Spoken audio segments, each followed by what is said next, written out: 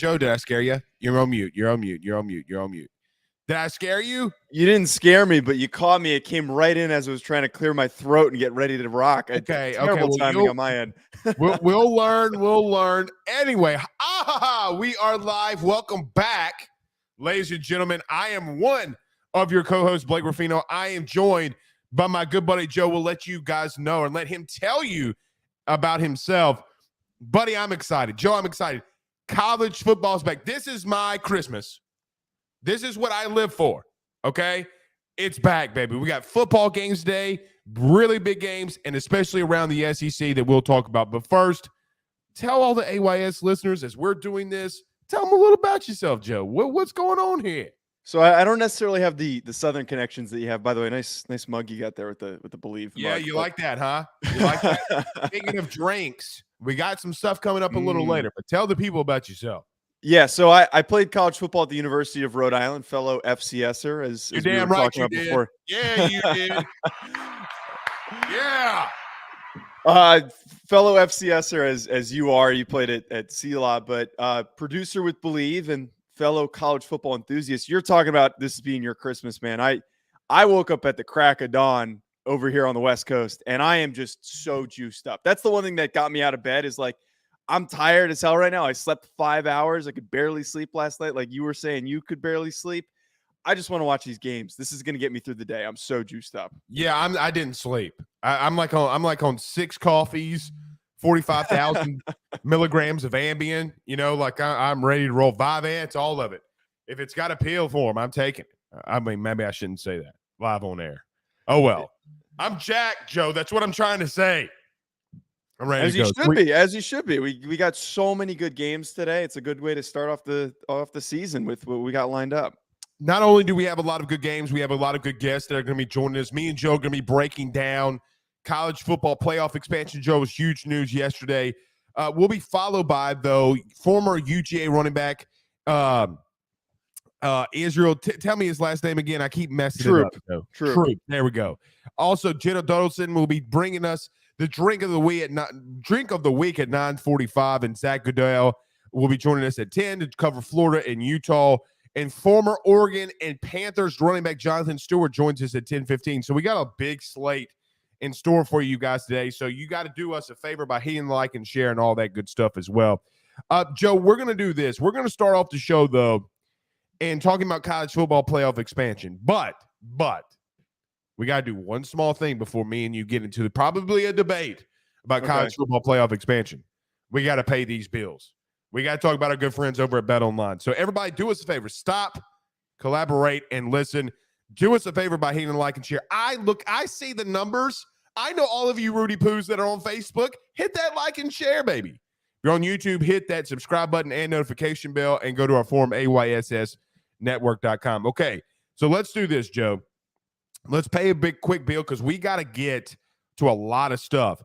Let's talk about our good friends over at betonline.ag and our good friends over at GM Varno & Sons. Zach, cue it up. We'll be back in 1 minute to talk college football and pregame everything.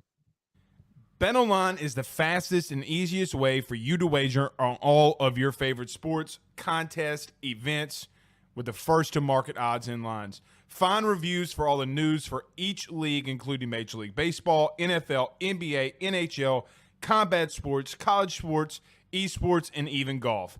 BetOnline continues to be the top online resource for all of your sports information for live in-game betting, props, and futures. Head on over to BetOnline today and use your mobile device to join and make your first sports bet. Use our promo code BLEAV50, that's BLEAV50, BLEAV 50, to receive your 50% off welcome bonus on your first deposit. That's betonline.ag, betonline.ag. With over 65 years of experience, nobody is better equipped to service in your vehicle than GM Varno & Sons. RV repair, big rig overhauls, motorhome chassis, routine maintenance, tire rotations, tire sales. No job is too big or too small over at GM. If you break down the side of the road in the greater Baton Rouge area, they will come and get you. And the best thing about that is that they can come and get you, and then they can bring your vehicle back to their shop and start the repairs right then. Again, GM Varno & Sons, go see them over at 2500 Florida Boulevard. Give them a call at 225-664-9992. 225-664-9992. Tell them your good friend Blake Ruffino sent you on by. All right, guys. So, look, if you do have a question, Joe, I forgot to mention this too. Tell us good morning. Pop in your questions. So, hashtag Ask Blake, hashtag Ask Joe. You know what the drill is. A lot of you listeners, y'all know what the drill is. Have a question, have a thought, have a concern. Put it in there, man. We're very fan-friendly. You already know that about me. I'm not going to – you have a comment, we're going to try to get as many of them up here as we can. Joe, I'm going to kick it over to you first because I'm probably going to get very red-faced, start screaming in a lot of Italian verbiages, and be pretty angry. The College Football Playoff Committee announced that they're going to be expanding to 12 teams. I got to be honest, Joe, I don't like this. I don't like this at all, okay? Mainly due to the fact of, brother, me and you come from the FCS level, okay? North Dakota State's still winning that sucker every year or damn near playing for it every year. I don't know how much I like the College Football Playoff expansion. I kick it to you, though. What are your thoughts about this and it being announced yesterday? So I find that funny that that's your starting argument about how we came from the FCS and we see North Dakota State winning it every single year, because that's my argument, but in favor of it. I see the FCS playoff, and somebody who covers the FCS, I do the Bleav in FCS show. I think the competitiveness, the excitement that you get from the playoff every single year with the games that lead up to the teams competing for playoff spots, there is a lot of enthusiasm. There's a lot of energy from those fan bases that have a shot to make it to the playoff. It makes more meaningful games at the end of the season. It makes more teams possibly in contention at the end of the season. And I know that those teams that are in contention and aren't necessarily competing and aren't going to actually win a national championship, I know that they don't really have good shots because they're going to end up playing a Montana State, a North Dakota State. And that's the equivalent of what we're going to get at the FBS level.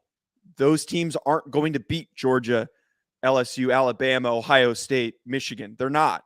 But they're at least going to have more attention from their fan bases, more enthusiasm, more excitement. We're going to get to watch, even if you're not a fan of those teams, more meaningful football games.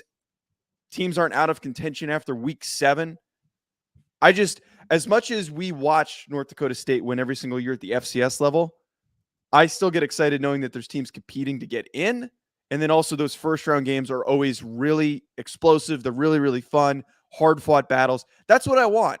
I think moving to the model that the FCS have is too big, but 12 sets us up nicely for some, really, really good competitive football games. So let me counteract that. Okay. Number one, I'm not completely upset with there being an expansion. What I'm upset with is that it's 12. Okay. And here's another thing too. They came out with the format yesterday, and it said that the top 4 seeds have a bye. Okay. Mm-hmm. Joe, why in the hell do I mean, if I win the conference, it doesn't matter anymore, right? Like like the week 3, if I lose to A&M, or week 3, if I lose to LSU, or week 3, if I lose to Bama, it doesn't really mean anything anymore, right? Like, you don't have to necessarily go undefeated anymore to make the playoff. And what are you doing to benefit the number 1 seed? Like nothing is beneficial to Alabama for running the table in the SEC. Nothing. Or LSU in 2019. That's where I have a problem, is how they structure it. But here's my thing. And when we're talking about the FCS, it's, of my opinion, though, Joe, in the FCS level, you have more parity when it comes to recruiting, right? Meaning there's not a huge gap. I mean, there is some huge gaps from teams to teams, but there's not a large enough gap for where you have Alabama and I'm just throwing a random team out there. I don't mean this in a wrong way, but Oregon, okay? Or because, look, we've seen in these early preseason games, week 1 games, Oregon coming down to Dallas and losing to the 4th team in the SEC West in Auburn. Like, we've seen this happen. That's the problem I have. There is such more of a larger talent gap, and I feel like it degrades a little bit the regular season. that is look, I love waking up every Saturday in a way of, hey man, listen, if LSU loses here, their season's done from a college football playoff perspective. It makes the season a lot better throughout the year. If you have one loss in the SEC, you might be done. Okay. We saw that a lot last year with Alabama. That's what made Alabama-Auburn game so massive in the Iron Bowl last year's. Hey, they're going to overtime, and if Bama loses, they're not going to the playoff. If that's the case in the future, and that's the case, if Alabama loses, it really doesn't matter, right? Because they're still going to get in the playoff. That's why I don't like it, because I think it's still always going to be chalky. Mm-hmm. Maybe I'm wrong. Maybe I'm just an old grumpy man on my front porch, like, oh, get off my line, you son of a, like that might be me. Is that how I'm sounding right now, Joe? Am I the old man on the porch? I don't think that's the case, because the typical anti-expansionist argument is the same people who I honestly, when I saw some of your tweets and I knew that we were going to disagree, I thought that it was going to be the integrity of the game argument. And like a lot of the anti-expansionists are like the same people that don't want to change baseball because it changes the integrity of the game. I get where you're coming from. Those points are completely valid. But I want to ask you this. So you're saying it degrades the regular season. The reasoning why is because the losses mean less. Is that what you're saying? Is why it degrades the regular season? Well, the games ultimately mean less. So again, and I'm just going to use, since we're going around the SEC, Alabama and Auburn are in overtime a season ago. Okay, if Alabama loses with a 12-team playoff, Joe, they're not going to fall past 12, right? Like they're not going to go past 12. They're still in the playoff. Now, my argument to this is the intensity is so far higher in that Iron Bowl last season because everybody's on the edge of their seat. Like, did TJ Finley just waltz in here and beat Nick Saban in Alabama? Like, is that what I'm watching? Are they now out of the playoff? Is Georgia about to run the table with this thing? Because then you go to a point where, Joe, who's going to play? I mean, at that point, it would have been A&M versus Georgia in the SEC title game, if I'm not mistaken, at that exact moment before, obviously, LSU took out A&M there at that last game. I think that's my point, right? Like, that's the kind of point that I'm trying to make. Does it really matter if I lose this week? I think the losses mean less, which means the intensity dies down. To me, it feels like college football is so unique in the sense of it's kind of a playoff game every single week in a way, right? Like, I don't know, man. No, I totally get like where you're coming from. And I think your perspective and being a fan of a big program, like I'm a Notre Dame fan, which I'm sure the Boo this man. It was going to get brought up eventually. I almost wore my Notre Dame hat, which would have been a big risk, but the fans of Brian Driscoll out that hat. I'm just we can't talk about him. I don't want to open up that bag. All right. I don't want to open at 9 a.m. in the morning. But 7 a.m. for me. But my point though is that I think the fans of the bigger, more reputable programs that are going to be competing for those top 4 spots, those buys, as you're talking about, yes, it takes away from the meaning of those losses. We come from watching an era of college football where it was 2 teams that were competing for a national championship. And even before that, some of these older fans, they were not even competing for playing in a game. It was decided by the media who was the national champion. So we are slowly removing the importance of the losses for the big teams. But as I said earlier, my reason why I support it is that the meaning that it adds to wins for a Texas A&M at the end of the season, or like you could have like a mid-tier Kentucky team that is trying to push their way in. And I think some people get upset over the expansion talks because they're like, oh, I don't want more Cincinnati's. I don't want a Houston competing to possibly be in it. But I'd love to see a team like Kentucky come in and maybe shock somebody and have an upset. I want to watch more meaningful games. I'm tired of watching these stupid bowl games where half the kids aren't even playing. Yeah, right. Like half of them leave to get in the transfer portal. Half of them declare for the NFL draft. It's that Pitt-Michigan State game is a really good example last year. I forget which bowl game that was. It was the Orange Bowl. it was competitive, but it's like, okay, who is this guy? Who's that guy? There, Kenny Pickett's not there. It sucked. Like, I was really bored watching that game because it was like, okay, if we had both full rosters, how different would this game be? And I want more games like that. I know some guys might opt out of the playoff, and it's possible there's a chance of that happening, but I just want to remove that ability to opt out. I want to have 12 teams competing, that everybody is in it fully, and we're watching competitive football. We do have a question from the chat. Our buddy Ryan says, hashtag Ask Blake and Joe. Does the college football playoff expansion slow down conference expansion? I don't think that it does. Do you, Joe? No, I think if anything, it speeds it up. I think I agree. At some point, I don't know what your thoughts are on this, but like, I think we're going to end up with 3 or 4 big conferences. Like, one of them is going to dissolve. Yeah, it feels like the Pac, if I'm being honest. Oh, they're not doing anything. They're Right. making no moves. Right. I mean, and there's no real big team for the Pac to go and get. San Diego State. Well, and even then, I mean, I know San Diego State's putting a lot of money into their program and a lot of stuff like that. But the Big 12 is making moves, right? Like, they go and get Cincinnati. Look, I don't mean this in a wrong way, and I know people are going to trash me on this one. West Virginia goes down to the wire with the ACC, title.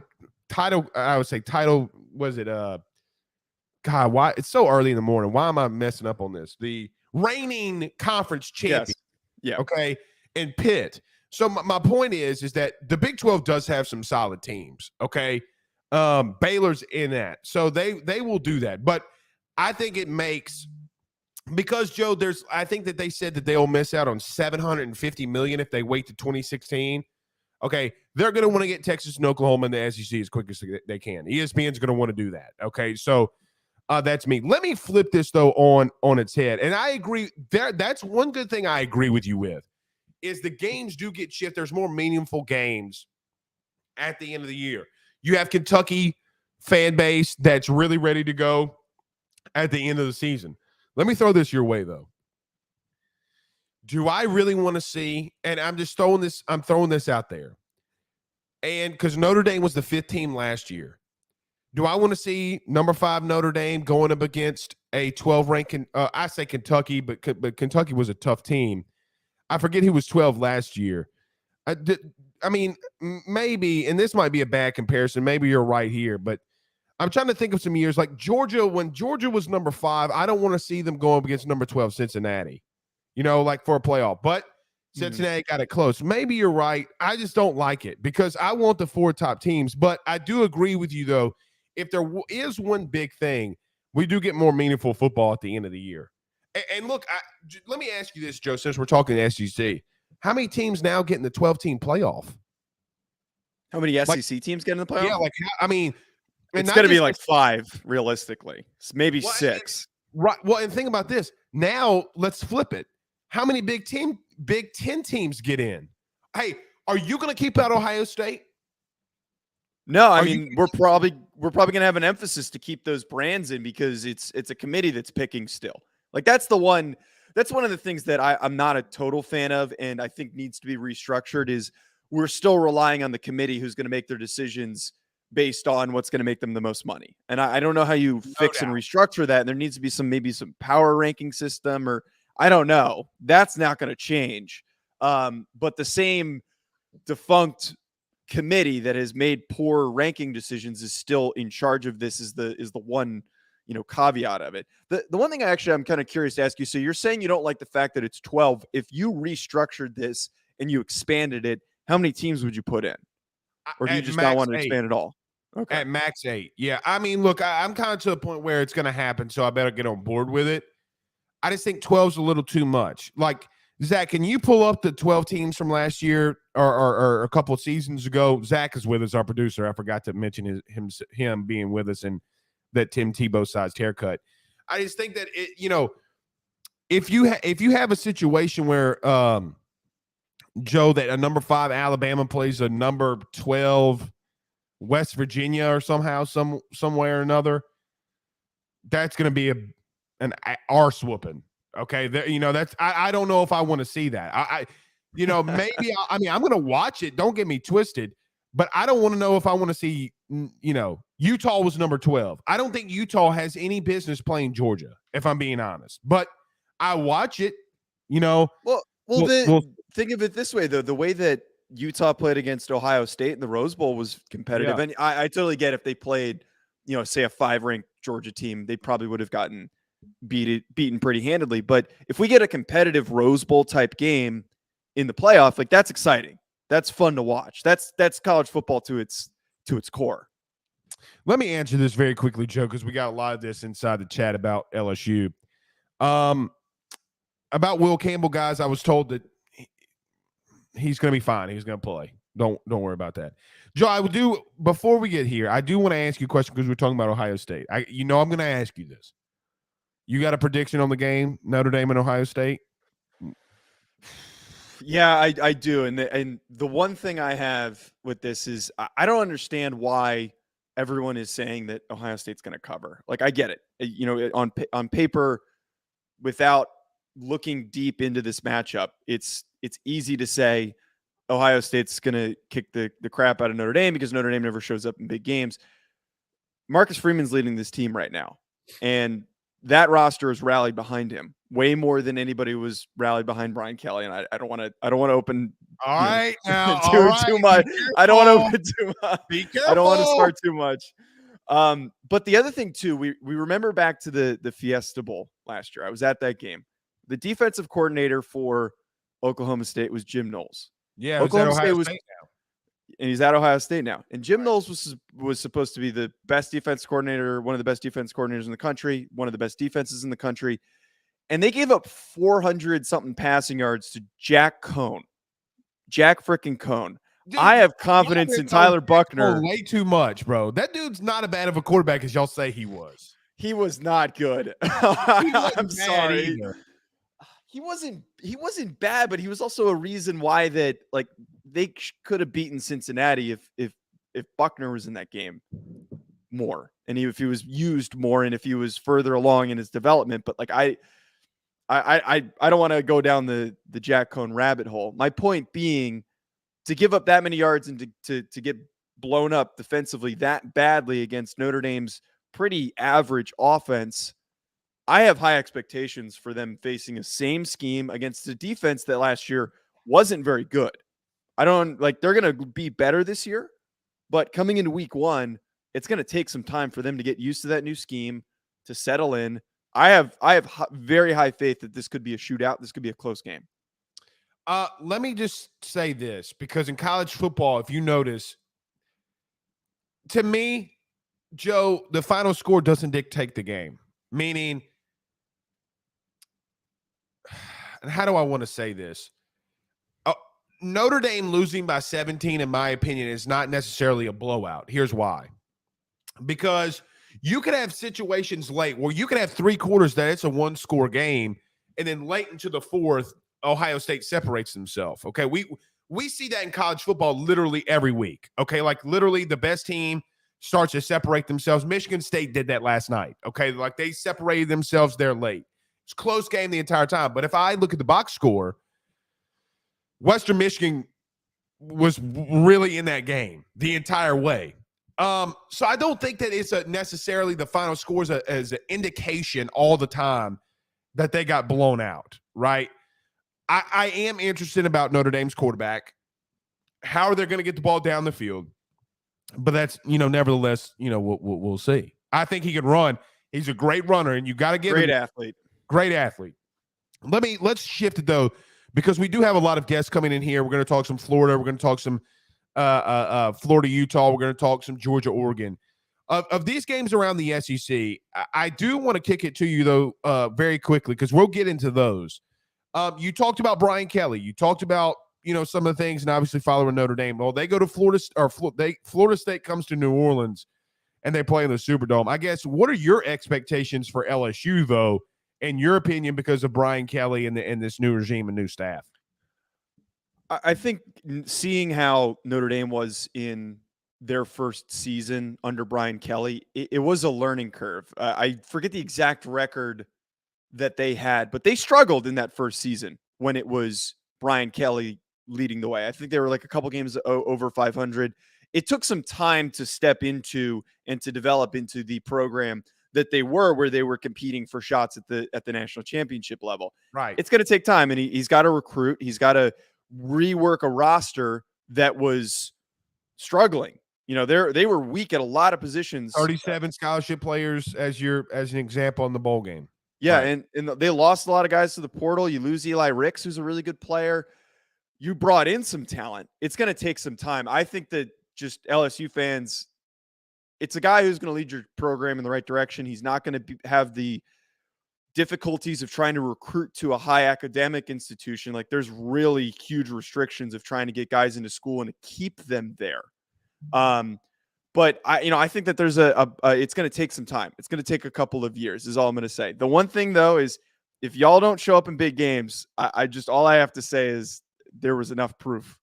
Every time Notre Dame played a big team, they didn't show up. It's hard. It's hard for me to be optimistic about Brian Kelly watching them fail to be ready to, like, they couldn't beat Cincinnati last year, and that was their biggest game of the year.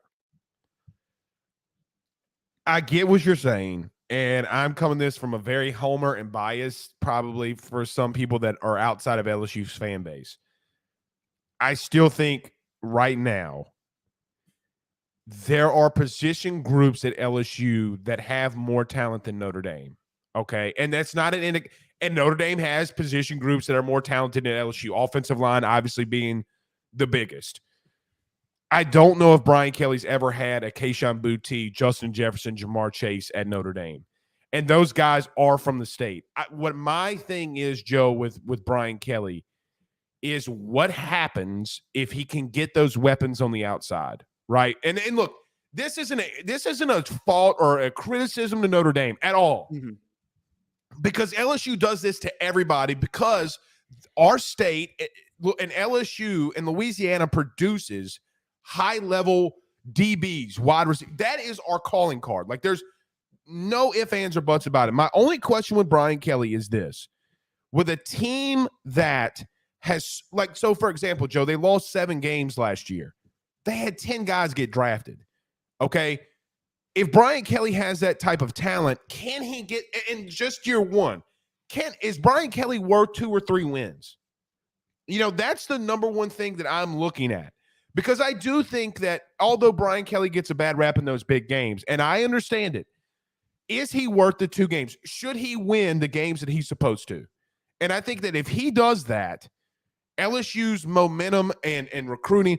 So as an example, like, and this has been crazy for LSU this week in the sense of they had 3 5-star guys commit, and then the next week they get dropped in the rankings. Like, I've never, I've never seen that.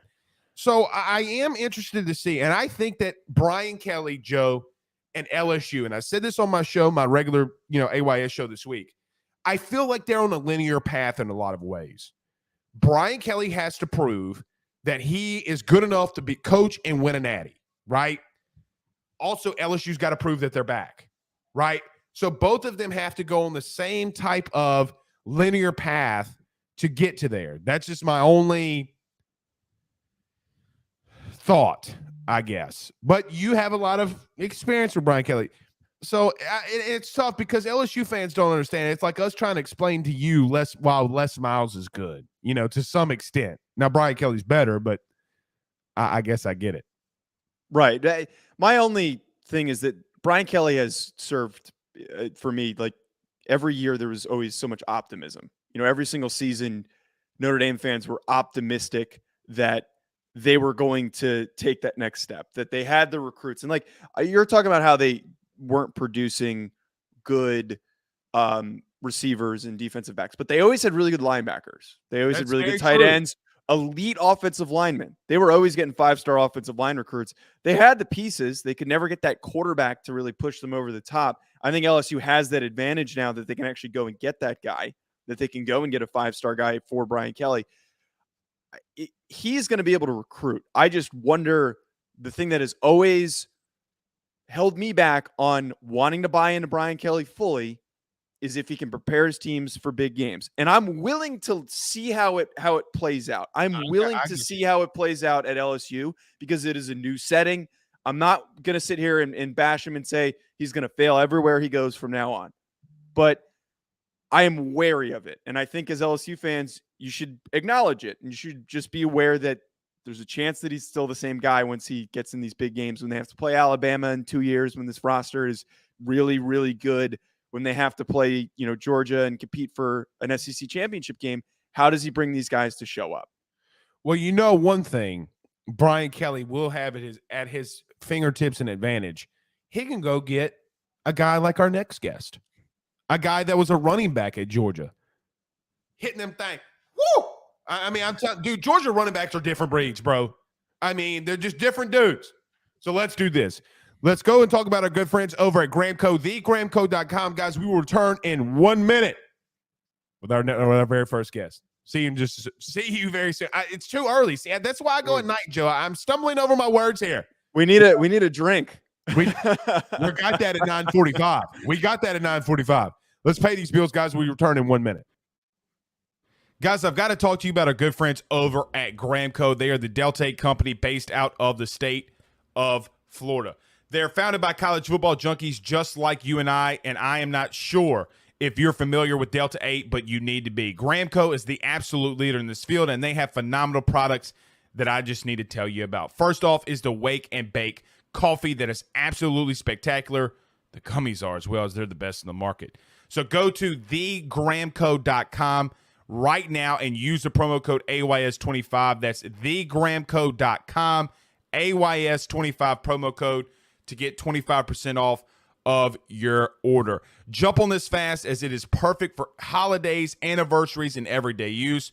Gramco is hemp-derived and completely legal inside of the state of Louisiana. No medical card is needed, and shipping is very discreet. You must be 21 years older to order. Again, that's thegramco.com. Use that promo code AYS25.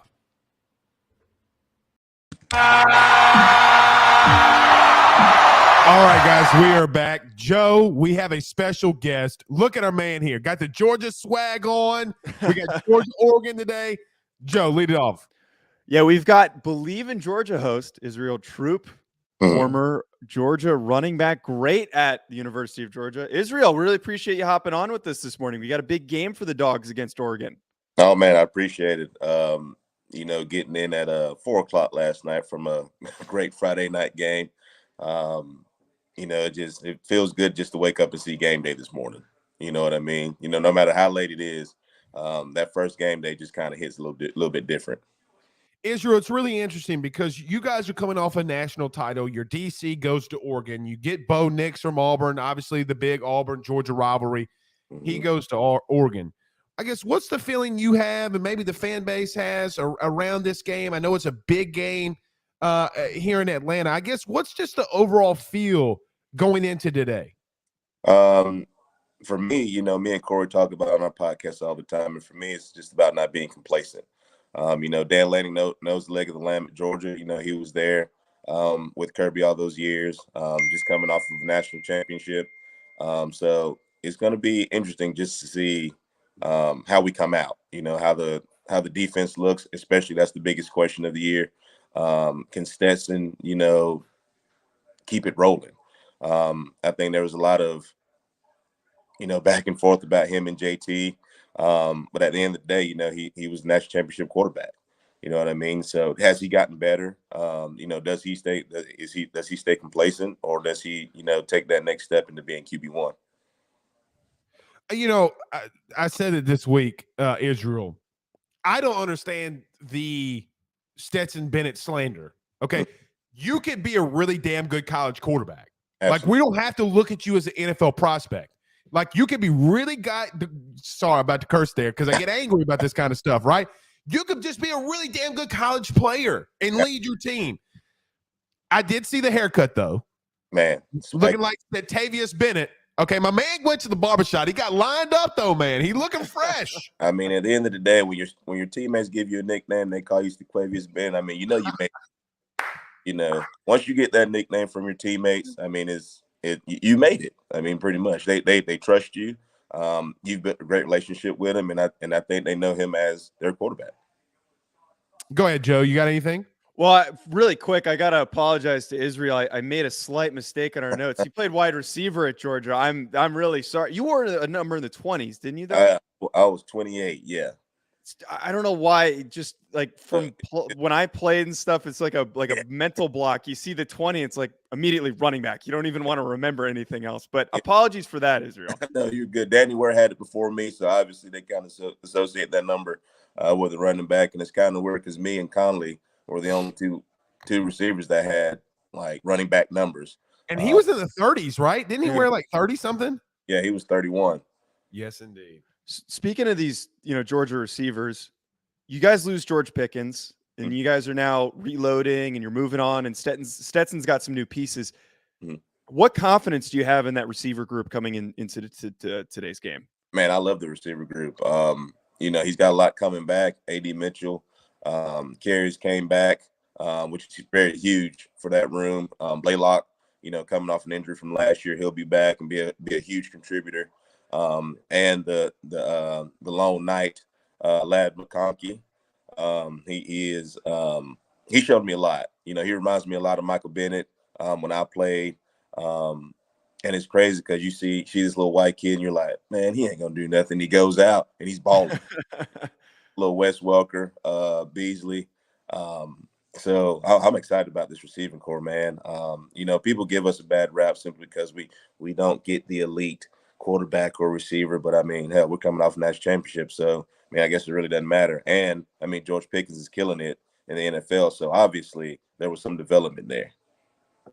The big thing, Israel, is also, too, a former LSU guy. Eric Gilbert and Brock Bowers, this tight end room is unreal. Absolutely. Let me ask you a question, and I might sound very stupid when I say this. I think you got a lot of great offensive linemen that are going to be there and returning. Mm-hmm. You have two really talented tight ends. You talked about Mitchell on the outside, who obviously caught that pass there at the end to kind of seal it in the touchdown. Israel, I'm going to ask you a very crazy question.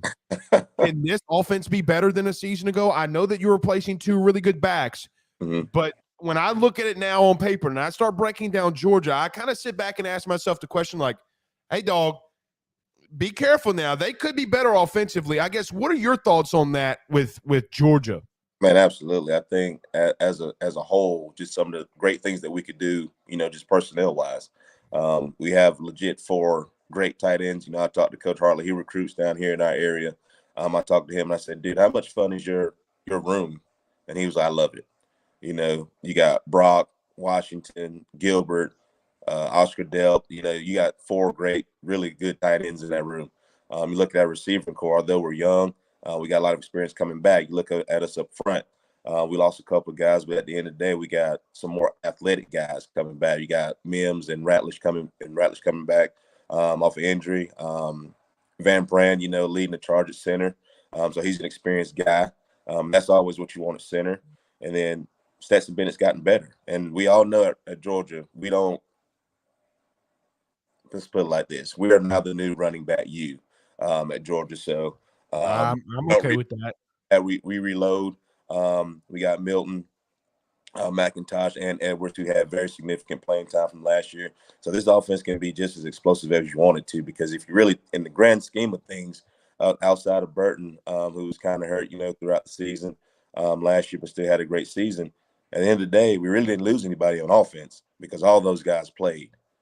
And it also helps when your starting quarterback's coming back too, and he's got a cool nickname. The mailman. Absolutely. Delivering packages all day, baby.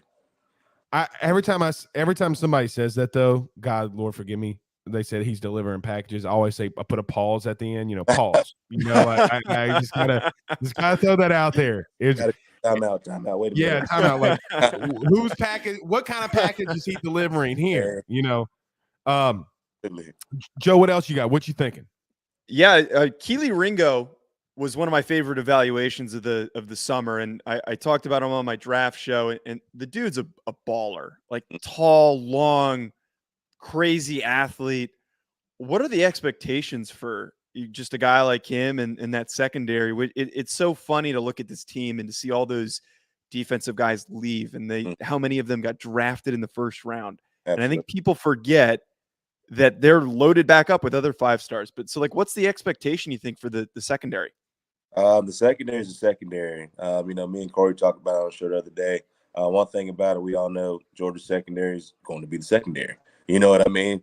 I think Keeley is the key to that secondary. You got guys like Nyland Green, Christopher Smith is coming back, and we get a host of other people that's just got to step up. You know what I mean? The great thing about it is, just like on offense, a lot of those guys played last year. They just didn't have a predominant just starting spot. They just wasn't that guy because they had, better guys there. But they all played. I think this year is just about building confidence, knowing that you're the guy. You know what I mean? And we all know that Kirby is a DB guy. So I'm pretty sure he instilled that early. We have a great defensive back coach, and we got 2 great defensive coordinators on that side of the ball, who we all know Muschamp is a secondary guy as well. So at the end of the day, it's just, can those guys maintain? Keeley, we know you're the leader of that group. He's going to be in a lot of one-on-one situations by himself, kind of similar to last year. He's going to be leaned upon, a lot more, kind of like how Baker was, a couple of years ago. So he's going to be the guy. It's just, can we put some great pieces around him? Can we get pressure on the quarterback with the front 7? Kind of take some pressure off on that back end. All right, so 2 questions for me, kind of rapid fire on these, and we'll get you out of here, Israel. Thank you so much. I know that you said you got there at 4 a.m. I'm sure you want to get you a little nap before. Absolutely.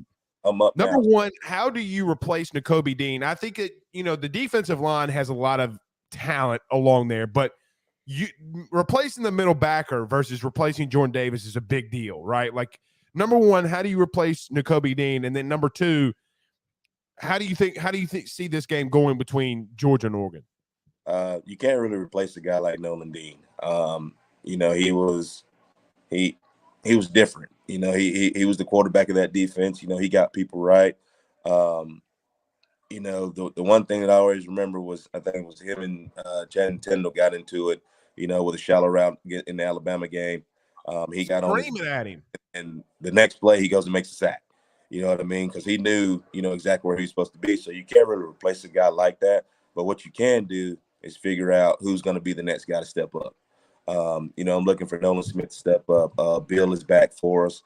There's a host of characters on that side of the ball. Carter at defensive line, who's supposed to be taking over for Jordan. It's just who's going to be the leader on that side of the ball.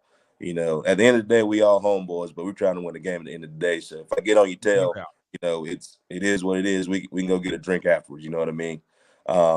And secondly, I think today's game is just going to be about execution for us. We all know sometimes that first game can be overwhelming, especially with it being Atlanta. You're coming off a national championship, and you got a lot of distractions. But I'm interested to see how we come out.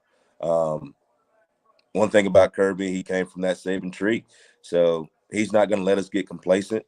It's just a point of let's execute. I think it's a 17-point spread, if I saw correctly. But we can't forget it. Oregon has some dudes over there too. They recruit just like us.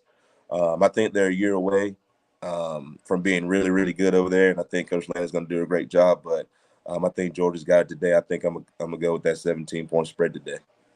Israel, you're right. Oregon's offensive line and Georgia defensive line is going to be a viewing party of mammoths running into each other. I mean, it's going to be great. But thank you so much, my man, and joining us. Tell everybody where they can catch all of your stuff and everything that you guys are doing. Man, absolutely. You can catch me at Troupe Star 28 on all platforms. I keep it simple because I'll forget. You can catch me and Corey at Georgia Dogs on the Bleav Network. My partner, he does a great job. He's the brain behind the operation, man. I wouldn't be able to especially get on with you guys without him. So shout out to Corey. And then thank you guys for having me on this morning. Absolutely, buddy. Thank you so much for joining us. That is our good friend Israel that was joining us, former Georgia guy. Look, Joe, we got to do this, though. Mm-hmm. We got to do this. I got to go get my alcohol. Okay? So we got to take a break. I'm getting blasted drunk at 10 a.m. this morning. Okay? Blasted. I hope I did this right. I hope I didn't screw anything up. Jenna told me what to do, but I hope I didn't mess it up. I'm excited. Oh, it's going to be fun. It's going to be really fun. I'm getting drunk. We sipping margaritas, y'all. I feel like, I should be like doing some. Okay. I'm not going to dance. All right, let's do this. Let's pay these bills really quickly. Let's go to a commercial break. Let me go get all of my stuff, and we'll return. But, guys, go to BetOnline. It's college game day, man. Go to betonline.ag. Place those bets today. Maybe I'll give you a couple at the end of the show. But let's take this break, talk about our good friends at BetOnline and GM Varno & Sons. Guys, we return in 1 minute to keep this thing rolling. Jenna Duddleston is going to be giving you the drink of the week. BetOnline is the fastest and easiest way for you to wager on all of your favorite sports, contests, events with the first-to-market odds and lines. Find reviews for all the news for each league, including Major League Baseball, NFL, NBA, NHL, combat sports, college sports, esports, and even golf. BetOnline continues to be the top online resource for all of your sports information for live in-game betting, props, and futures. Head on over to BetOnline today and use your mobile device to join and make your first sports bet. Use our promo code Bleav50, that's Bleav50, BLEAV 50, to receive your 50% off welcome bonus on your first deposit. That's betonline.ag, betonline.ag. With over 65 years of experience, nobody is better equipped to service in your vehicle than GM Varno & Sons. RV repair, big rig overhauls, motorhome chassis, routine maintenance, tire rotations, tire sales. No job is too big or too small over at GM. If you break down the side of the road in the greater Baton Rouge area, they will come and get you. And the best thing about that is that they can come and get you, and then they can bring your vehicle back to their shop and start the repairs right then. Again, GM Varno & Sons, go see them over at 2500 Fuller Boulevard. Give them a call at 225-664-9992, 225-664-9992. Tell them your good friend Blake Ruffino sent you on by. All right, we are joined by our friend Jenna Duddleston. She's going to be joining us every single Saturday. The drink of the week. Jenna, I really hope I didn't screw this shit up. Look, you did not. Oh, okay, you kind of did. But it's okay. Okay, what did I do? What did I do wrong? Limonade. Limonade. Not lemonade. Uh-oh. But Blake. here's the thing though is I bet it still is good. So it's totally fine. I mean, that's why my wife needs to do this. I always screw shit up, okay? All right, Jenna Duddleston's our guest. So look, this is going to be fun. We're going to do a drink of the week. Joe, we're going to be getting blasted every morning at 10 a.m. How do you feel about that? I'm disappointed I didn't come prepared to drink for this segment. Next week I'll completely be my fault. Completely Next my week, fault. No, it's my fault. I will send you the list of ingredients so you are fully prepared. I do have to say though, my cousin sent this recipe to me on TikTok. He's like, I think you should try this out and see if it's any good. So I was like, all right, let's give it a shot. And I made it and was like, pardon my French, this is fucking incredible. And I was like, we got to make it. So basically the biggest prep work that you have to do is you need to buy the Simply Limonade, not lemonade. Yeah. It's okay though. I forgive you, Blake. I forgive you. I still think you should try it though, because I'm curious to see how it would taste. You're going to cut up 2 jalapenos, place them in, and then half a cup of strawberries, cut them up. You're going to have to take some of the juice out because it's going to like overflow. And then you let it marinate for 24 hours. And again, since all of the drinks we're going to be making are going to be tailgating drinks, this is easy. It's a one-stop shop. All you got to do is bring this and your bottle of tequila. Okay. Less is more, especially when tailgating. You don't want to have too many ingredients. But if you do want to get fancy, are you guys fans of tahini, like a tahini rim? My wife got big on out my here. my wife got on my ass this morning because I told her I wasn't doing that. I just couldn't do it, but she got on me, Jenna. But go ahead, tell us what I needed to do. So take tahini, put it on a plate, and then this is a fun kind of bar trick that I've learned along the years. If you're making a margarita, you can do it in a short glass or a tall glass. If you want it stronger, do it in the short glass. If you don't want it as strong, put it in the tall glass because you're going to have more juice. I want it strong though. So we're going to put it in a short glass. All right. Okay. Take a lime. You're going to ring it along the top, and then you are going to dip it into your tahini to have a tahini rim. Okay. That's all you're going to do. You don't have to do this. This is an optional step. But again, part of drinking is like people drink with their eyes, and you want to make it as beautiful as possible, is what I like to say. And so again, always add the tahini. Next, you're going to take your tequila. Okay, so here's where I come in. All right, I take my tequila. Take your tequila. Okay, The tequila. last time I drank tequila, my wife, who's now 7 months pregnant. So let's see how this goes. Oh God, I'm not getting in trouble with your marriage, Bleak. Do you understand me? No, you're not. No, It's not happening. Okay, you're going to do 1.5 ounces. So when you pour it in, eyeballing it, it's going to be like a little bit more than one finger, okay? And when people say that, guys, it's literally just like you putting up a finger to your glass, and that's the ounces. Less is more. You don't ever want to do more because then it's like you can't drink it, and it's too strong, and you're just not going to enjoy it. So less is always more. Right? Yeah, that's perfect. That's perfect. 1 finger. Take your ice. Okay. Add some ice in. And then the best step. Okay. Adding this. I'm curious to see how this is going to taste now. All right. So I just poured in here. Okay. Pour it Hold in. on. Should I do it like this? Should I do it like this? Yeah. Show the people. I'm gonna fish out a jalapeno if I can get it. I'm so jealous right now of watching you guys make this. Joe, make it tonight. Like you can I buy all honestly these might. ingredients. It's so good. It's so easy. And I've actually had a few people reach out to me, and they were like, "This is my drink that I'm making today," which makes me so happy. And then again, it's pre-batch, so it's like one less thing to do. Yeah. And then look at how pretty this looks. There's no way Blake's looks like that. Oh, I shit, think it does. No, look. Yeah. There you go. I just don't have. I couldn't get the fruits. It's I don't okay. have anything to dig it out. Or the jalapenos. Okay. Cheers, Blake. Cheers. Let's see how Air this. cheers. Oh my God. Dude, that is really freaking good. It's also really freaking strong too. Well, it is tequila, so we do have to remember that. Well, so what happens is you get the sweet part of the strawberry and lemonade in the beginning, Mhm. and then here comes the vodka or the tequila, excuse me, Yeah. and the jalapeno at the very end.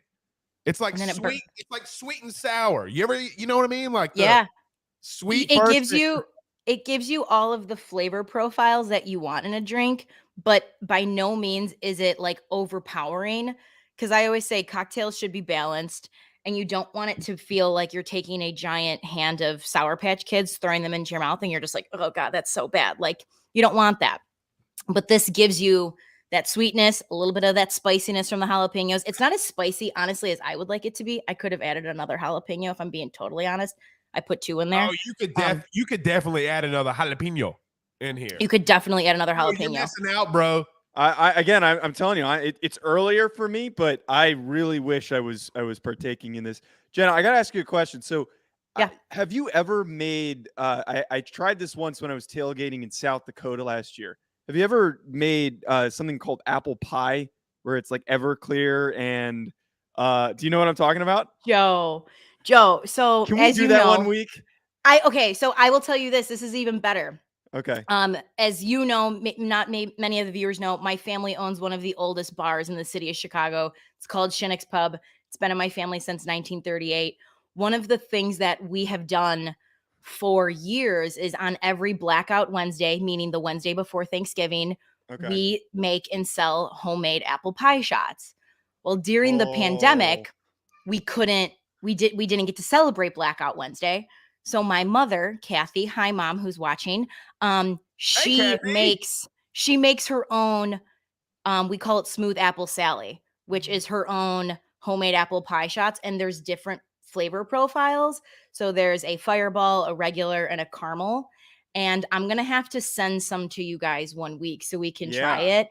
And I'll tell you this, it's like, you're fine. And then it's like you fall off the edge of a cliff and you don't even know it's going. It's like there, but it's so good. That stuff will catch up to you. The consumption that you guys probably have it in is a lot more civil than the way that the people in South Dakota were. They literally, I had previously vomited when we got to the tailgate for whatever reason. Jesus, Joseph. And So my stomach wasn't settled, and this one No. guy who was a listener of my show, like comes over, is like, "Oh, you got to try this. You got to try this." And he hands me literally just a jug.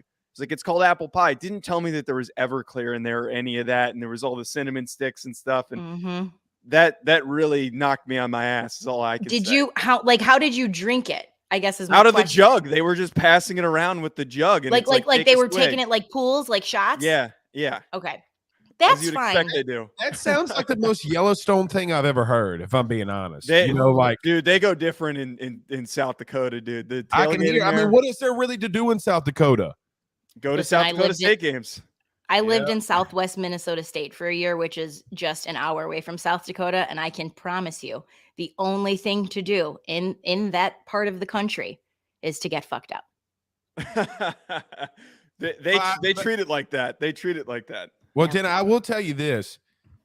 This is almost as strong as a Tony La Russa post-game press conference. Oh, come on, man. Are you not a tequila drinker, Blake? I feel like you're not. He's a beer drinker. I got a beer drink for you next week, though. I like beer. Beer's okay. I'm a whiskey bourbon drinker, man. I cannot. I'm telling you, man, the last time I drank tequila, my wife's 7 months pregnant. I'm telling you, I can't do it. I start getting on the couches, like start dancing, like, wild end of the it's not show. good for me, bro. I will You should tell be shaking. I will tell you this though, Jenna. This is freaking phenomenal. I'm not gonna say highly skeptical.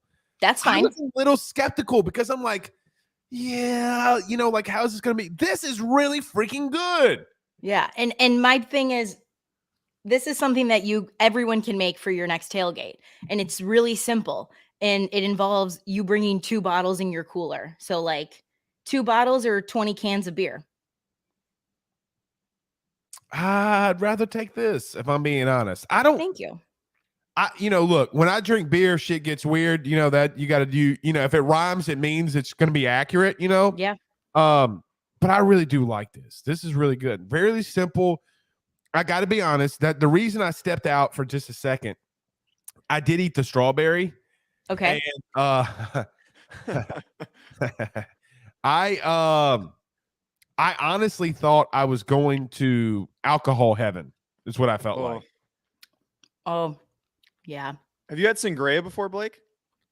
Oh yeah, absolutely. This is stronger though. I guess. Well, yeah, but I'm talking about like the fruit. You pull the fruit absolutely. out of the alcohol. It's so good. Absolutely. But so Jenna, Blake, I do have a question for you though, because you have the lemonade one and not the limonade. Can you taste the lemon in there? Like, is the lemon bothering like the flavor profile at all? No, the only thing I taste is alcohol and jalapeno and strawberry. Okay. I don't really. I mean, as crazy as that sounds, is I get that I get the strawberry in the beginning. Yeah. And then I get the alcohol and jalapeno at the end. I really don't taste the lemonade, if that makes sense. I know that sounds weird and crazy, but I don't really. The lemonade has no factor here. I'm feeling good, man. I'm feeling really good. I just hope you can get through the rest of the show then. Oh, I can get through this. Jenna. I know you're a An professional. offensive lineman. Former. Well, and not only that, legitimately, if you took the blood of anyone from the state of Louisiana, alcohol and gumbo comes out of it. Okay. That's true. So, all right, Jenna, thank you so much. This is going to be so stinking fun. Tell everybody where they can follow all your stuff. It is at Bar Talk with Jenna across the board. Be ready for new episodes and new drinks. Drinks are Friday, and new episodes are every Monday and Thursday. But happy Saturday. I'm so happy that College Game Day is back, man. It just feels good. What are you watching today? Like, what is Jenna doing today? What do you do? Well, Jenna's going to the Lumineers concert tonight. Boo! And I know, but don't worry. That's not until later in the evening. And the beauty is this puppy will be charged up and I will be watching it on my phone the entire time. You're not. Yeah, I'm just asking her. Are you going to watch Ohio State bring the smack down on Notre Dame? Okay, so can I say something to Joe? Joe, you sound like a really jaded ex-girlfriend about Brian Kelly. Oh! No. You do. But Brian Kelly for us was an abusive ex-girlfriend. Was a That's toxic the point, though, that I'm ex-girlfriend. trying to make. Yeah, I mean, I can be jaded. You're trying to warn Oh. Blake. You're trying to warn Blake, like, listen, he has good moments, right? Like, we've all been there.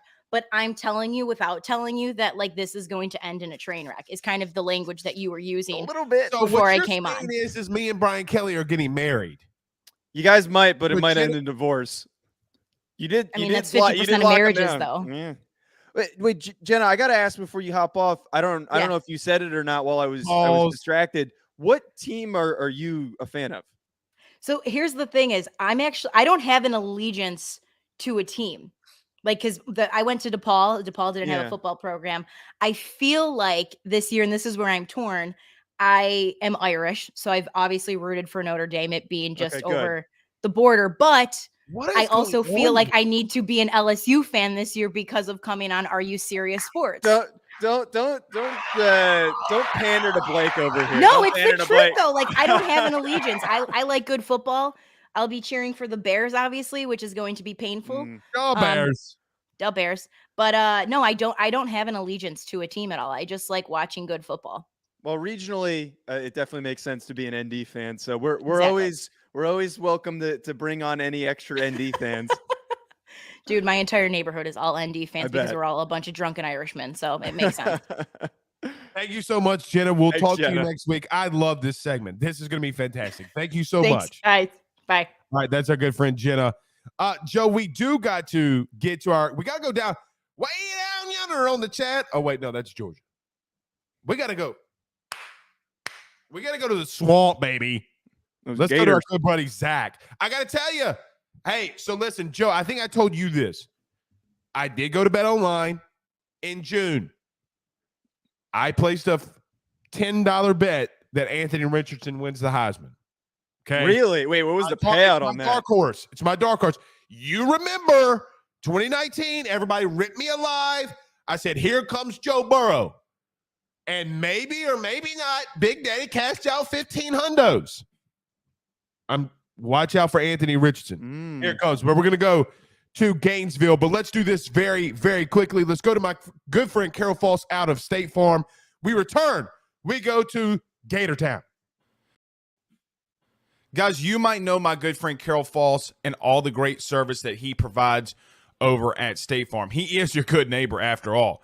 But did you know State Farm has surprisingly great rates as well? Along with the great neighbor service, State Farm agent Carol Falls has surprisingly great rates for everyone inside the state of Louisiana. So call him today at 985-395-4300, 985-395-4300 for all of those surprisingly great rates on auto, home, and life insurance needs. Like a good neighbor, State Farm is there, and individual premiums will vary by customer. All applicants subject to the State Farm underwriting requirements. Okay, we are joined by our good friend Zach Goodall, who covers Florida for SI. Zach, what's going on tonight or today? See, my show's at night. See, I'm waking up already. Really Joe. discombobulated by the time zone. Well, Hey, go ahead, Zach. Go ahead. Oh, I was just gonna say it's all good. I don't know what time is anymore anyway. Just getting ready for this season to kick off. I started losing track of the days on Monday. Zach, I got to tell you, as my good friend T-Pain once said, I'm going to blame it on the alcohol, baby. I don't know if it would be professional for me to do that. This is your show and I'm the guest here, but I can probably do that too a little bit.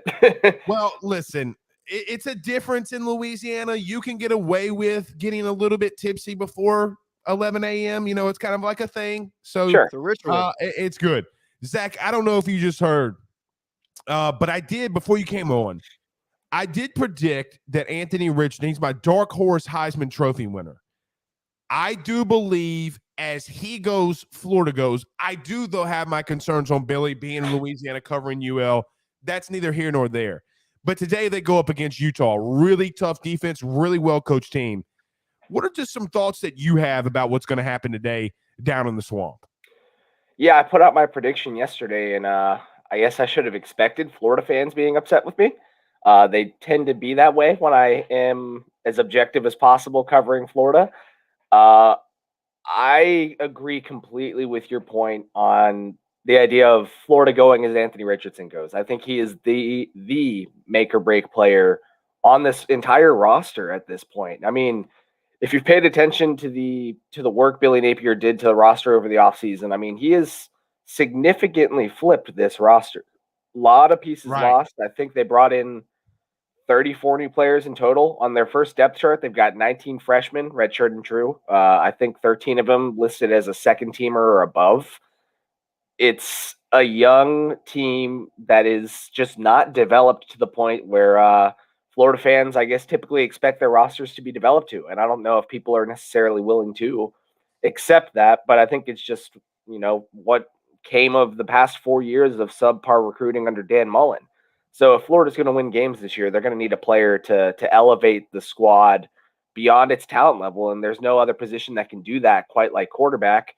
And there's no player really worth anything at quarterback for Florida other than Anthony Richardson. He is the guy. If he breaks out and has this, top 10 draft pick campaign, Heisman candidate campaign, Florida's going to win more games than I expect them to, and I think a lot of people do. But that's really all it hinges on. To rudely interrupt you, very rudely interrupt you. You're good. How many games do you think that they're going to win? Going into the season, I've been firmly saying 7. Florida fans do not like that. I'm at 7, but if they were to win tonight, I'd be willing to change things.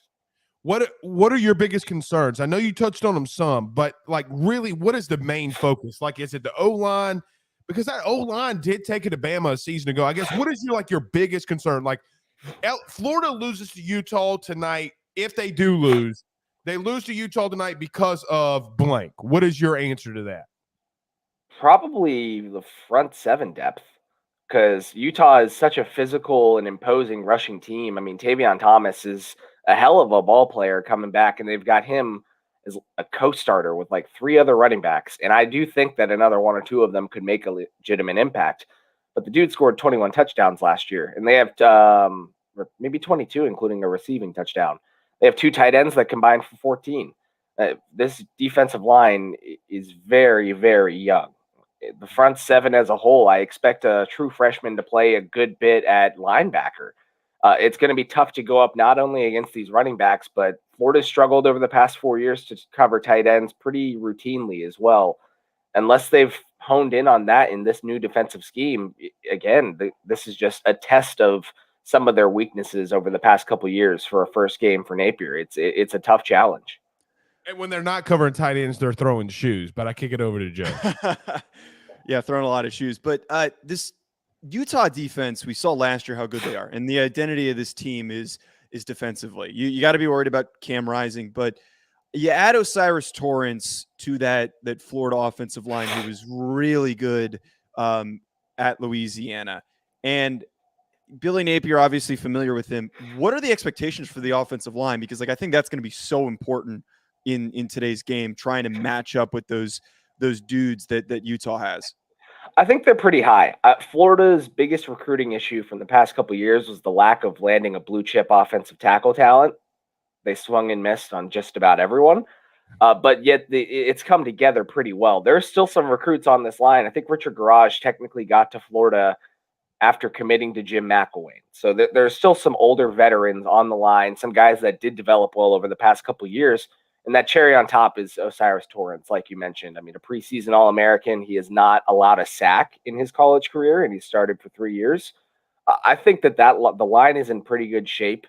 The real only question mark is right tackle, and that guy even has 25 games of experience. They've got 2 swing linemen. They're really confident too. So from looking up and down the roster, truth be told, I think offensive line is one of their strongest units. Les and Ed Orgeron completely whiffed on Osiris Torrance. It's like a media member went to him and told him that he was dominating 5-star Ismail Sobcher, but they wouldn't listen. But look, Osiris is that guy. Yeah. He's that guy, pal. He's really good. He's a dude. So, Zach, let me ask this, because I know that there's a lot of high hopes at Florida right now. You said if they win that game tonight, that you would be a little bit more confident and you maybe go from off of the 7. I want to get to this game and more specifics, but what would tonight's win mean for Florida? Oh, it would mean the world. I mean, they've sold out this game. I think the entire fan base, even though, again, I think that some of them struggle with the idea of this is a legitimate rebuild they're going through. Florida fans expect to win immediately, no matter the circumstances. We've seen it burn out the past couple of coaches in their own unique ways. But if Florida's able to come in, upset a top 10 team while they're unranked in front of a sellout crowd for Billy Napier's first game, it can change everything. Again, perception-wise, I'm willing to change. Like, I'm thinking they lose to one of Kentucky or Tennessee, likely Tennessee. They lose, or if they beat Utah, suddenly I'm more confident in Florida winning both of those games. And suddenly that can change everything. That could put them in the running for second place in the SEC East at that point if they're able to win all of these games right out of the bat. And also, they've got, I think, 40-plus recruits in the Swamp tonight. Cormani McClain being their clear number one target, going back for like 2 years in this class. He's going to be there. If they win this game in that environment, does Cormani McClain commit to the Gators? Does Dijon Johnson, the former Ohio State corner, who's also going to be there, does he commit to Florida? Maybe. I mean, it could kind of open the floodgates if they're able to pull off something this monumental in Billy Napier's first game. You're talking about monumental. I got to admit, Zach, I put my money on Utah, and it sounds like you might actually agree that this is a really uphill battle for them to beat Utah. Like, this is a really, really good Utah team. If you know, some SEC fans might not want to admit it, but this is a really, really freaking good team front to back. Like, what are your expectations for the game overall? Because again, it sounds like you're not super optimistic for the Gators in this one. Sure. I mean, I get the fans' logic of the SEC just being different than the Pac-12. And, you know, it is going to be extremely humid. Utah has never, I'm sure, encountered something like an early September night in Gainesville. But for those reasons, I understand why fans are optimistic, and maybe they could pull something off. If Anthony's as good as we think he is, they should be able to win still. But again, went to the Rose Bowl last year, reigning Pac-12 champion, returning 17 starters, although I don't think all of them are starters for game one. But they have, even if in backup roles, they have guys that are immensely experienced, been there, done that, proven players. I've got Utah winning 27-24, only because it's so hard for me to objectively say, oh yeah, but you know, the SEC just means more, so Florida's still going to win. I just don't view it like that. And Florida has, especially Billy Napier in his 2 press conferences throughout this week, has gone out of the way to say, I really admire this team. This Utah team is physical, and they are going to be an immense challenge for us. I've taken a lot of what Billy Napier said as truth this offseason. I will give him credit for, I think, being very honest and saying, without saying it in these words, yeah, our depth sucks. Our roster is not where it needs to be. You know, Florida coaches typically don't talk like that. And if he's going to come out and tell me all week, I admire the brand of football and that this is going to be a challenge for us, I tend to believe him. And it doesn't take much to go and find that out for yourself, that Utah is a good football team. Billy Napier says the same thing that Saban says in his press conferences, but just as a youth pastor. If that makes sense, right? Like, he's the youth pastor, Nick Saban, okay? Look, I've covered Billy 4 years, okay? I mean, he's been here. He's been in Lafayette, which is 40 miles west, okay? Billy doesn't sugarcoat anything. Billy's just going to tell you what's on his chest. He's going to tell you the way it is. Yeah.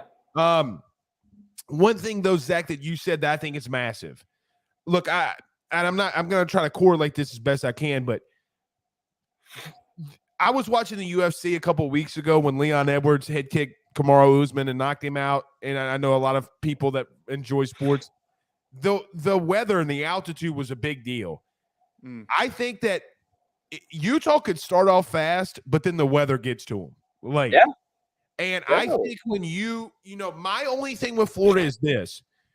If they start getting Anthony Richardson in space, okay, late in this game when Utah's getting down, humid's getting to them, heat's getting to them, it could get really interesting. And look, it's not a bad loss if you do lose. You're losing to a potential Pac-12 champ. Right. The only thing is I do think Anthony Richardson's that guy. I think Florida.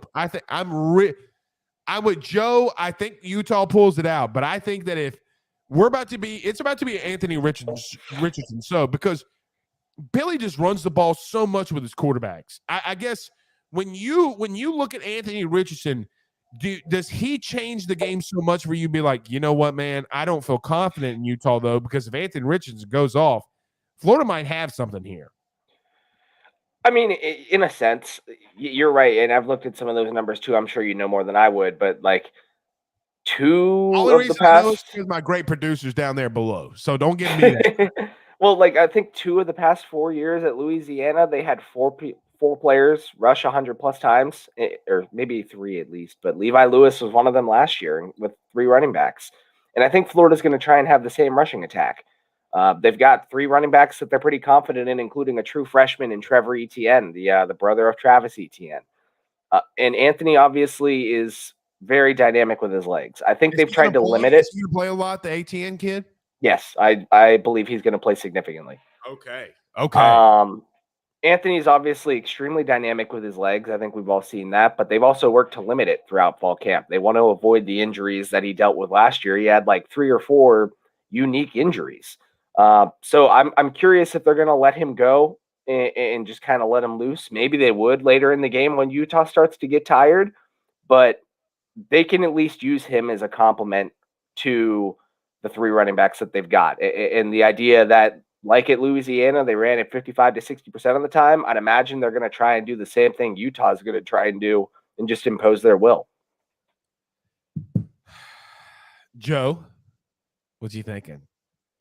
I'm still thinking that this is I totally understand the sentiment that we're getting here, that Florida is in a position to maybe surprise Utah. And you're talking about the advantages that they have with running the ball with Anthony Richardson. I am legitimately, though, Zach, I got to say, worried if they can move the ball through the air. Like Clark Phillips is a really, really good corner. I don't know like what receivers are gonna be able to beat a guy like Clark Phillips and the rest of those guys that they have on the back end. I got to ask, and we're kind of talking about the bits and pieces of this offense. Like, is there any receiving threats that are good enough to have a big game, or is this all going to be on the shoulders of Anthony Richardson to produce? Yeah, I think that the receiver group, it's similar to Anthony. You know, how far can Anthony take the receiver group? Because it was under recruited in previous administration. That's what it is. The room was really filled with a bunch of trees, a bunch of guys that are like 6'3", 6'4", and not really that shifty, but can maybe go and catch the ball at the sideline. And it's not. We saw last year that they really struggled to separate and just didn't have playmakers. They went and landed Arizona State transfer Ricky Pearsall. He has a little bit of experience against Utah, but he's not done too much there. So this would be his breakout game against Utah. But I think he's already the most important receiver on Florida's roster. And he had, I think, a career high of 48 receptions last year and 3 touchdowns. Kind of speaks to the strength of the room. I think he's a good player. I think that adding him in is going to free up some of the other receivers, because I don't think that they're all bad receivers. They're just all the same and no one really stands out. So having Ricky in there to kind of balance things out should be able to help the room a bit, should definitely be able to help Anthony, but I still think it has its limitations. All right, so last question for me, Zach, on this. You gave your prediction, you gave your score. How would the reaction be in Florida if they do lose? Like, is this like a, oh no, you know, like, I guess I'm really wanting and interested and intrigued on what you think the reaction will be if Florida does lose here. I think it goes back to the expectations fans have. We've seen it too many times where they immediately expect a quick turnaround and to win. You know, Florida fans, even in a bad year, expect 10 wins. It's just how it is. And I've done my best, I think, to try and temper expectations, because I know Billy definitely has every time he's gotten on the mic, and people just don't listen. If they lose, I think you'll see some fans, you know, have their takes. But ultimately, I think people will get past it pretty quickly. There will be a reminder that, hey, Utah's the number 7 team for a reason, and Florida is in the middle of a rebuild. And as long as they can turn around and especially go and beat Kentucky next week after losing that game 2 of the past 4 years, what's going on? We got a visitor. Hey. Yes, commentary. Well, we're redoing the studio, and the door doesn't have a lock on it anymore. No, he just walks in here whenever he wants to, so I apologize. Well, if he likes listening about Kentucky football, then he joined right at the right time. Oh, just disregard him screaming LSU at any given moment. But I do think if Florida were to come after losing this game and beat Kentucky, kind of snap that streak, I guess not streak, but it's just been a bad couple of years playing the Wildcats, fans would probably move on from the Utah loss pretty quickly. That's that Goodall. Thank you so much, buddy. Tell everybody where they can find all your stuff. Yeah, thank you guys for having me. You guys can all find me on Twitter at Zach_Goodall, as well as my written work over at allgators.com. Thank you, buddy. Thank you so much. We'll Exactly. bring you on again this season. I'm sure a good bit. Thank you. Looking forward to it. Thanks, guys. All right. So, Joe, listen. Our next guest has given me nightmares my entire life. Well, pretty much his entire pro career. Okay. He flipped Kenny Vaccaro. He's a Panthers. We're a Saints family, running all over us. I can't take it anymore. My heart can't take this shit, Joe. And I'm saying this in front of my kid. That's how much Jonathan Stewart, our next guest, ran all over my Saints, but I loved him when he was with Oregon. We talked about Georgia. We're going to talk about the Oregon side of this, but let's go to our good friend, Jonathan Stewart. But before we do that, let's talk about our good friends, guys, over at the Drake Williams Law Firm. This is the last break. Let's get to them. Jonathan Stewart around the corner. By the Drake Williams Law Firm, drakewilliamslawfirm.com. Whether you've been injured in an accident, you're preparing for a future with your estate planning, you're getting ready to close in on a real estate deal, or you're about to welcome a new addition through adoption into your family, or you're facing criminal charges, you need very experienced attorneys, and that is what the Drake Williams Law Firm will be able to do for you in navigating the legal system. The door to their cozy office in historic downtown Ponchatoula has been open since 1981.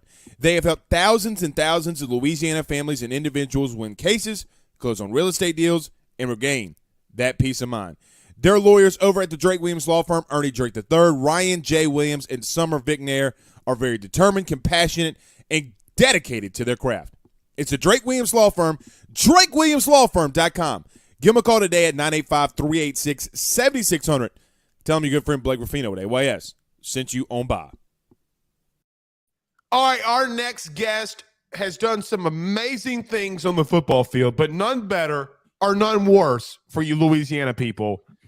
Jonathan, why did you have to go beast mode on my Saints so many times in your career? Come on, bro. You broke my heart like 72 times, dude. Yeah, man. First of all, can you guys hear me okay? I got a new mic. We got you. Yeah, you're great. No, but to answer your question, it was part of the job description, but do you remember that Kenny Vaccaro play when you flipped him? You went full Street Fighter. Full Street Fighter, bro. Was it on their sideline? Yeah, it was on the Saints sidelines. He was trying to go up top, and you hit him in the knees and flipped him, broke his back. Nah, step on the clock, breaking mama's back. That's what you did to him. I honestly can't remember. There's been so many times that we played the Saints, and so many times that my head's hit the ground or someone else's head. So I'm just gonna count that as, as part of the job description. But Kenny Vaccaro is a good dude, man. Heck of a player. Always good playing against the Saints. The energy level there is always, meeting the standard, I guess. I do gotta say, my guys found my tweet. I think it was 15 or 16. I was like, Jonathan Stewart better be in this top 100 of NFL players, and you were number 86, I believe. Yeah, and that was the year that the Vaccaro thing. Me and my wife had just purchased Saints season tickets, and I gotta be honest, man, this is kind of a bucket list thing for me. I've always admired your game going back to Oregon and with the Panthers. So I'm glad that you're joining us. So let's get into I appreciate that. Oh, dude, you gotta. I mean, you know how it is down here in the boot, man. It's wild. It's wild out there. But Dan Lanning, Bo Nix, and the Fighting Ducks go into Atlanta and go against Georgia. I guess really, Jonathan, you've forgotten most football than some of us even know. I guess when you see this game this morning or you see this game today, I guess what are some thoughts that you have going into all of this? As a Oregon Duck alumni and fan, it's for us, it's kind of, we're in a position that we don't want to be in because there's a lot of questions that we don't know yet. You can go through the list of the depth on offense, especially. Our quarterback situation, I know Bo Nix going to get the start, but mainly because, of his experience. He's been out there before, he's had some success. And then, you look at our running back core, you can't really name a true starter at this point. And then, the receiver depth you got some guys that, that transferred in that might be able to give us some bright spots. But it's not where we want to be, but there's a hopeful side to that. Because right now it gives these guys, these young kids, an opportunity to go on a big stage at number 11 and make a statement. So this is kind of like the bittersweet situation that we have going into this game. I think what we have going for ourselves is, Bo Nix is our guy. Kenny Dillingham? Kenny Dillingham? Yeah, Dillingham. Offensive coordinator. I look back to Bo Nix's 2019 year. That was the best year for him, in my opinion. And that was probably the last year. I'm not really sure what Auburn's records have been since then, but I'm pretty sure it wasn't as good. So I think that mixture, that combination alone for, the offensive coordinator, quarterback coach coming back to be beside Bo Nix, I get good positive vibes there. I look at this game and we have a lot of questions unanswered. Georgia, 15 guys gone to the draft. There's going to be some growing pains. So hopefully we capitalize on all that. Jonathan, being a former player, this Oregon program, and I know that there's such a connection for former players with Oregon and how much you guys take pride in being an Oregon Duck.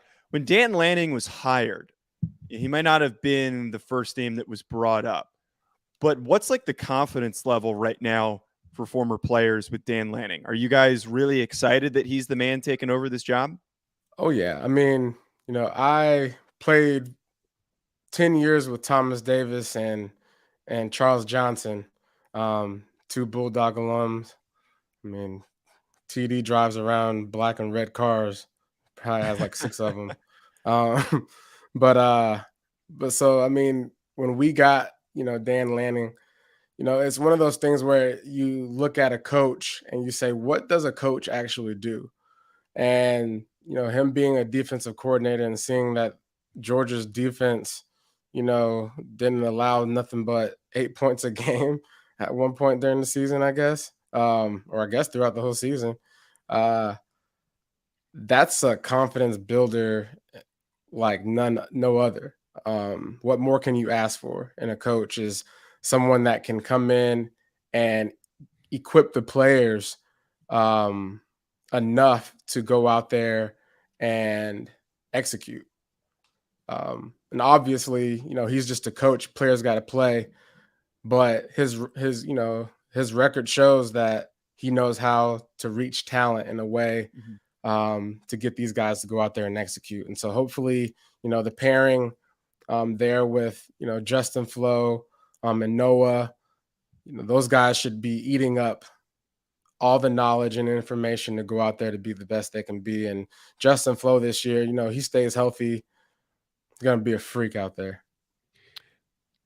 Go ahead, Joe. Go ahead. I was just going to say that I remember reading an article during the offseason about Lanning and the commitment that he's put in. And you do get this sense because I think some people don't realize he's young. He's really young. Yeah, he's 35 or 40. Yeah, right. He's one of those up-and-coming guys who, kind of like Marcus Freeman, everyone was saying at some point he's going to get a big job and he's going to take over a program. I don't know if he's necessarily a win now type of guy, just from as a outside observer. But again, as being a former alumni, like, what do you get the sense of this program, the feeling? Do people have this expectation that Lanning can turn things around and continue what Cristobal, not so much turn around, but continue what Cristobal started in the quality of play that they had last year? Or is there a feeling that maybe they need to rework, retool, and get ready in the next couple of years? I think every year as a coach and as a player, don't waste my time, right? I'm here to win. The expectation needs to be to win. I don't care if you have a bum team. Your expectation, your mindset has to be on that W and that W alone. And I think that's what he's building. And yeah, there's going to be some growing pains with that. New coaching staff, everyone's figuring each other out. But I think you get something different when you get a coach like him, where he's come from. That defense last year was incredible, and for Oregon to get that, that's a boost of morale that you don't get from any other coach in NCAA last year. I don't care who comes in. You're not going to get that same boost of morale. And so, yeah, I hear your point in the sense of the expectations are low, or should be low, in the sense of what Oregon fans should expect. But I know from a player and a coach standpoint, they're going out there to win these games. And you might be a freshman, you might be a redshirt freshman, you might be a sophomore, but it don't matter when you get out on that field. When you get on that field, you need to be out there putting on your best film. John, the thing for me is Oregon has a really physical front seven. They have a really physical offensive line. I think that this game is going to be closer than some people think. Yeah. And here's the thing. I think Bo Nix gets trashed a little too much. I as an LSU guy and covering LSU and being on the media beat, Bo Nix tore LSU up, and they have 3 first-round defensive linemen. Okay, Yeah. And so my point is that I think that Bo Nix being spread out a little bit more and not having a head coach that's so much over him from an offensive philosophy, that they can be better than some people anticipate. Yeah. Let me ask you this, though. In a loss, if this game is a 7-point game, do you take that as a victory, like beating or coming close to competing with a team like Georgia? Because I got to be honest, if you go into Atlanta and only lose 7, and you know how it is in Atlanta, you've been in Carolina, you've been there, you know how these fans in the Southeast can act. Brother, if they only lose by 7, I think Oregon has the potential to run the table in the pack and then find themselves in the playoff if they're not careful. I mean, they could do that if they're that good. Yeah. I mean, like I said earlier, we're in the perfect position. It's like I said, it's a double-edged sword. We have a lot of questions that are not answered, but it's an opportunity to be on a stage for a confidence booster. This is where, guys are made, on stages like this, where you're like, oh, who's this guy? First game of the season, making a statement, whether it's in the receiving core, whether it's a defensive back. We already know our linebackers are going to go out there and do their thing. And that's an expectation, right?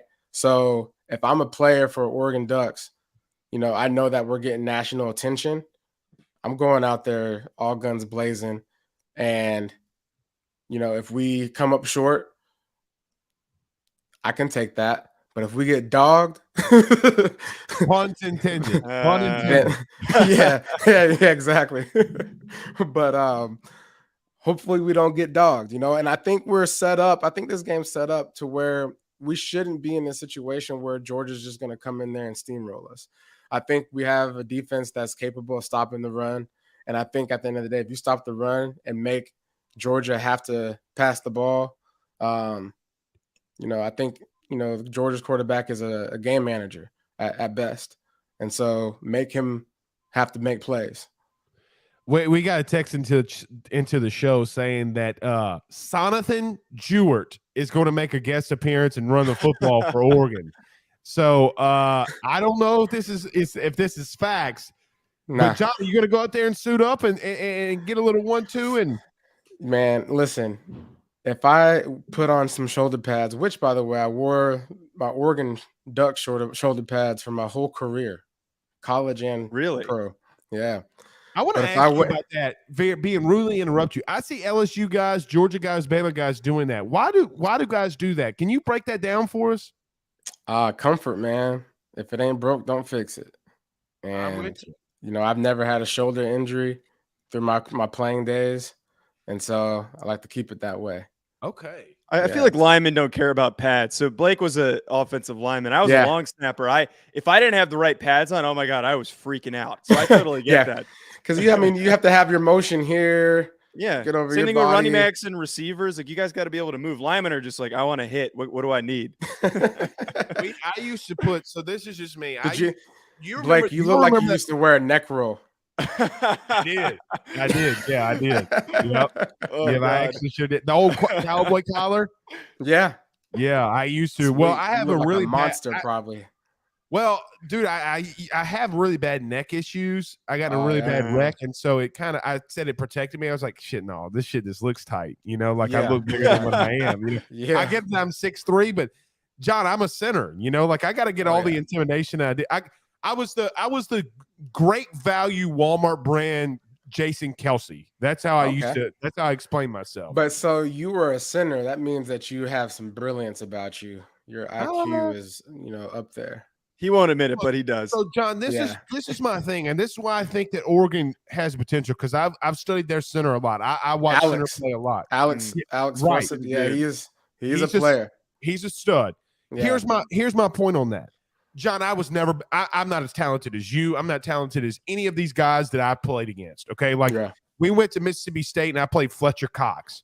I'm not better than Fletcher Cox. The only thing that I thought that I could do better than everybody else, I knew where I needed to be to try to beat you. Right. Like I knew that if I got my hips around you, that even if you run me over, you're not making the play. So it doesn't matter. Yeah. Look, you can break me all day long, but if I'm there before you, you're not going to win this rep. Exactly. And I think that Oregon has those type of guys on the offensive line that gives me that kind of pause. Like, all right, now, and their center can play, dude. Like, he might be a first round pick. Like, I'm going to put that on him. Yeah, he reminds me a lot of Jason Kelsey, his damn self. Right. But yeah, I used to wear the neck roll. I used to do the eye black all the way down. Oh God. Of course, the warrior, the warrior, dude. Oh, the dude. warrior paint. So listen, awesome. I mean, he's gonna have some. I mean, that too. Again, questions, right? This is an opportunity for Alex. You're going against who? Jalen Carter. Is it Jaden or Jalen? Jayden, yeah. Jayden. Well, yeah. So this is a guy that everybody's looking at. Alex, go out there, protect the quarterback, guide the offensive line in the direction they need to go. Well, let me say this. This is the play that I knew that I would never make in the NFL. You ready for this? Yeah. So we first played the game against Mississippi State. We ran a screen pass, wide receiver screen. Mm-hmm. And Fletcher Cox ran it from the very beginning. He's running. Well, I got a situation where the wide receiver was trying to cut back and go back the opposite field. Well, here comes Fletcher Cox. Oh. And my dumb ass is thinking, you know what? I'm just going to lead with my head before targeting this thing and lay him out. Well, I did. Okay. Did you have your neck roll on? With my neck roll on. Okay. All right. Make sure you have that on. It's important. He pops up. He pops up. Okay. He goes, this is what he says. He goes, you ain't ever doing that shit again. And for 3.5 quarters, I got my ass kicked. Okay. I got my ass kicked. That's just the guys on the street that I'm man enough to admit it. He whipped me. It was the worst. It was the worst beating I've ever taken in my life. My chest. Did you say anything back to him? No, I didn't. Did you say yes, sir? No, I didn't say anything back to him. We scored a touchdown, and this is where I really messed up. And God, I think we could say this. I looked at him. I was like, I told you I was going to make you my baby back, bitch. And so I come to the sideline. He had 2 sacks, and he broke me. He literally broke me. I tore my ACL. He messed me up, bro. But no, me and Fletch, we've talked. I mean, it's a high respect level. Did he apologize? Yeah. Oh yeah. Okay. I mean, he knew. I was about to say, if not, he needs to get on here and give. No, he was the guy kneeling. He was the guy kneeling next to me. We got the picture in my old office of me being down, and then there's Fletcher. Like kneeling down. Yeah, he's good. He's a good dude. I saw him at the Saints when Saints played Philadelphia. I was like, man, you're not going to remember me. He goes, Southeastern. And I'm like, yeah, man. Speaking of the Saints, what's going on with Jameis Winston? I mean, he's given a key to the city, bro. I mean, he's the second coming, is what I hear. All right. No. I gotta see that shit first. Okay. I gotta see that shit. Yeah. Well, we're gonna have to meet up again when the Panthers play. I'm down. Yeah, because you got to come on Bleav in Panthers, Blake. Yeah, Bleav in Panthers, man. Me, Desmond, Skyler. we'll be chatting it up. You can tune in to our little Bleav in Panthers whenever you get a chance. I got to be careful because I'm a Baker Mayfield apologist sometimes. You know, I got to be honest. So I like Baker being there. I like that a lot. All right. I do too. Jonathan, thank you so much for joining us, my friend. I know that people know who you are and where they can follow you, but just in case, tell everybody where they can follow all your stuff. You can follow me on Instagram, Jonathan Stewart without the T1. The same for Twitter. I got a YouTube channel that I don't really use yet, but you can go ahead and subscribe to nothing at the moment. And then obviously you can tune in as I co-host with Desmond Johnson and Skylar Callahan on Bleav in Panthers. Shout out to the Bleav Network for putting me on. And but I want to ask you guys, what's the score? Georgia, Oregon. Go ahead, Joe. Who's winning? I took Georgia to cover, and I forget what that line is. It's not very 14, favorable. It's about 14. Yeah, I think this is. I hate to admit it, and I've always loosely rooted for Oregon. My punter from college even worked for the Oregon program for a little bit, and I'm taking Georgia by a couple scores, at least more than 2 scores. It's tough. They're reloading big time with some serious talent. Yeah, I hear Mine you. is currently 16.5. I think our producer Pooh Bear put that in there. Well, John, I'm going to go here 24-21 Oregon.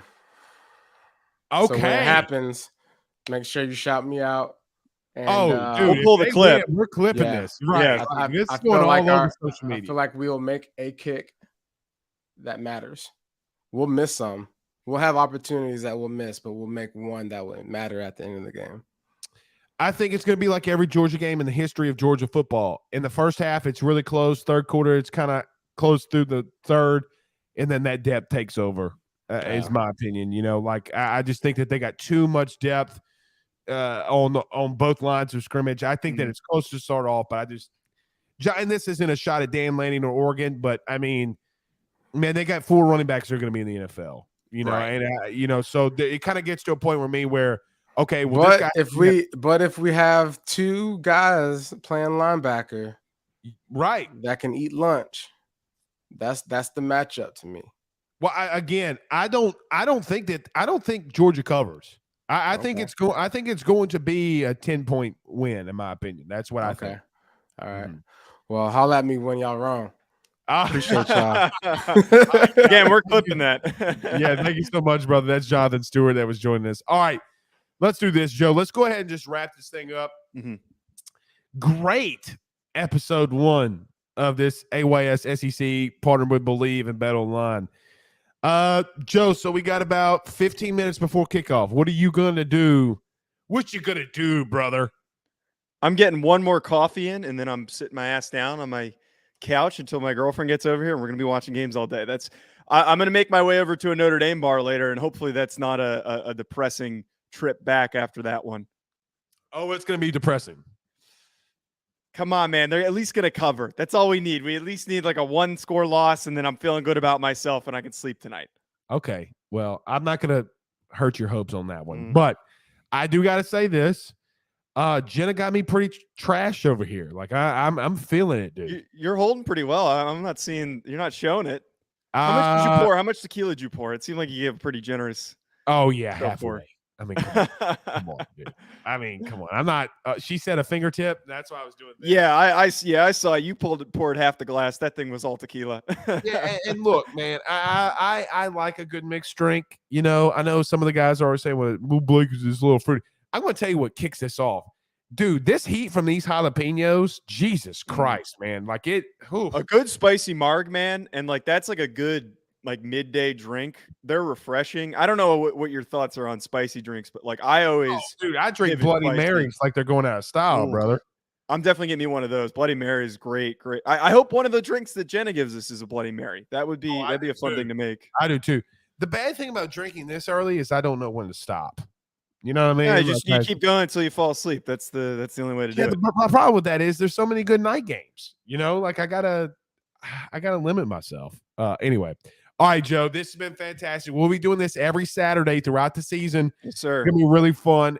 Tell everybody where they can follow you, though. At Joe DeLeon straightforward at Joe DELELONE.